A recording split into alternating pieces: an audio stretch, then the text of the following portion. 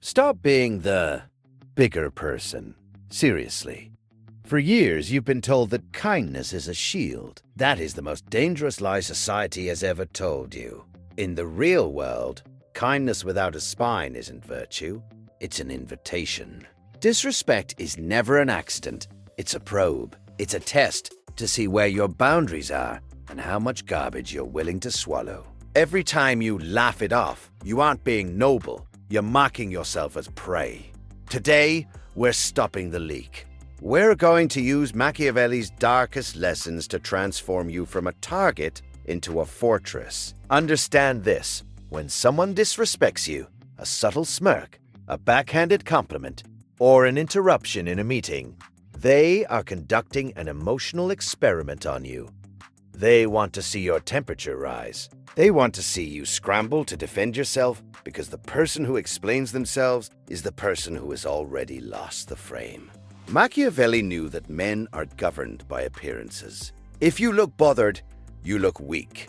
If you look weak, the snake of disrespect will only strike harder next time. Weapon number 1: strategic silence. The darkest, most effective response to disrespect isn't a clever comeback. It's silence, but not a weak silence. A calculated, heavy silence. The next time someone takes a jab at you, don't fire back. Just stop. Look them directly in the eyes. Don't smirk. Don't frown. Keep your face like a sheet of glass.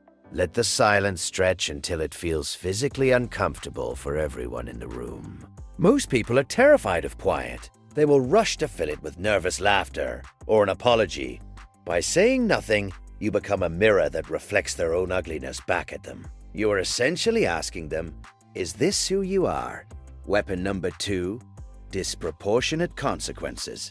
In the game of power, respect is not earned, it is enforced. If someone crosses a line, your response shouldn't just be equal to their insult.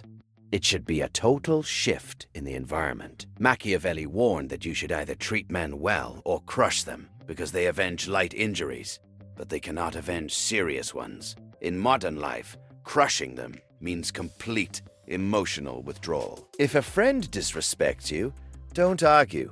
Simply remove their access to you. No explanations, just distance. Make your presence a privilege that can be revoked at any second.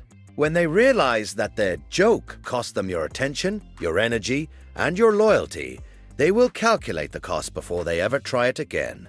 Weapon number 3: never defend, only reframe. The moment you start saying, "That's not fair," or "I actually did a good job," you are begging for their approval. You are letting them define the rules of the conversation. Instead, control the frame. If someone insults your intelligence, don't list your credentials. Look at them and ask, based on what evidence? Or, what exactly are you trying to achieve with that comment? Force them to spend energy explaining themselves. The person who does the explaining is the one who is losing status. Real strength doesn't shout. It doesn't need to. The most dangerous man in the room is the one who cannot be moved without his permission. From this moment forward, stop looking for fairness and start looking for leverage. Respect is a requirement, not a request. If they can't meet that requirement, they don't get to be in your orbit. It's that simple. Drop a comment below with the affirmation, "My silence is my power." Let the world wonder what you're thinking, and watch how quickly they start watching what they say around you. Stay sharp, stay unreadable, and never play a game you don't intend to win.